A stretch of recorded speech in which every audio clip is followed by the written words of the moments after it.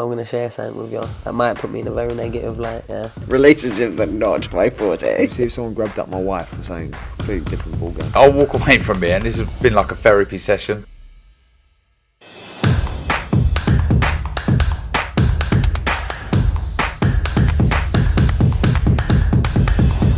It's Joe Pugh for IFL TV, proudly sponsored by Everlast. Delighted to be joined by Sean Gibbons. How are we? I'm doing well. What can I say? You just saw the Lara Wood fight, and I want to say first, I film things. IFL TV, love it. But we're doing great, man. It's a beautiful, beautiful evening. Your guy Maurizio Lara, he landed that left hook, and boy did he land it. Took Leewood out. It was a tough fight up towards then. Just give me your thoughts on the fight. You know, boxing's a cruel sport, man. You make one mistake, and that's what happens. But up until that point, I was very impressed with Lee Wood. I thought Lee was controlling the fight with his jab. He was really, I had him up. I had him like the judges, about 4-2. So, you know, Lee Wood has a lot of life left. He shouldn't be sad or down on himself. I mean, I know he's disappointed, but the guy's got a lot of fight left. And if he comes back and chooses to fight Lara or whoever, the guy can still do it, and what a great crowd, man. It was a pleasure to be in Nottingham.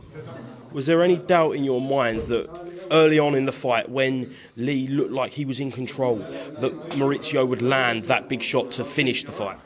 You know, after the second round, it was a little concern. It's like, what's happening here? The tide is turning big, but you know, when you got a guy like Bronco Lara, a very explosive fighter, you know it's coming, it's going to get there, and it did. So, but yeah, there was some concern in the fourth and fifth. I mean, Lee was fighting a magical fight, man.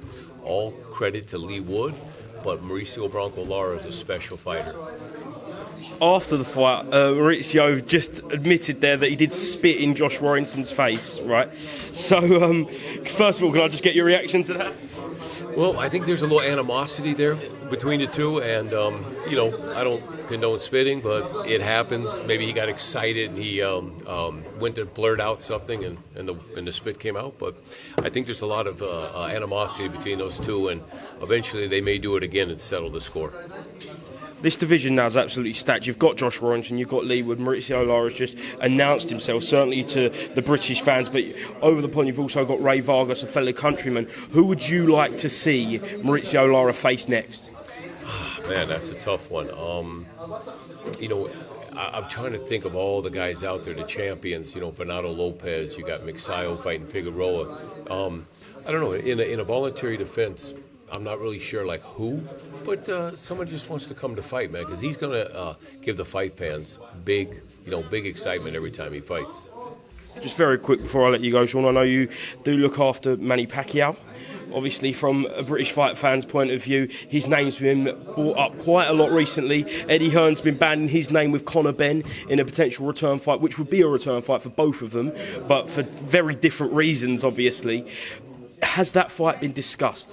You know, it's been mentioned along with Brook, Benn, and a few other fighters mentioned with Manny possibly fighting in Abu Dhabi. But again, Benn has a situation he has to clear up first.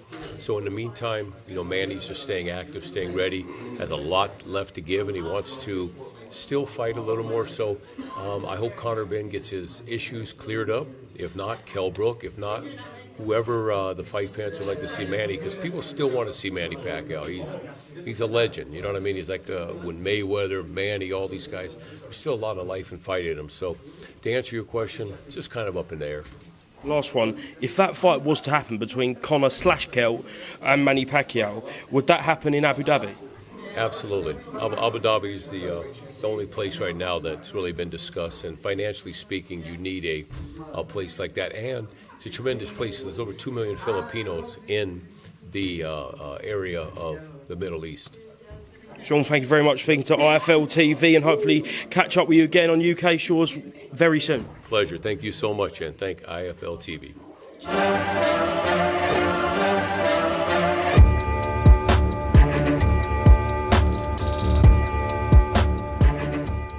I'm going to share something with you that might put me in a very negative light, yeah. Relationships are not my forte. See if someone grabbed up my wife or something, completely different ballgame. I'll walk away from it, and this has been like a therapy session.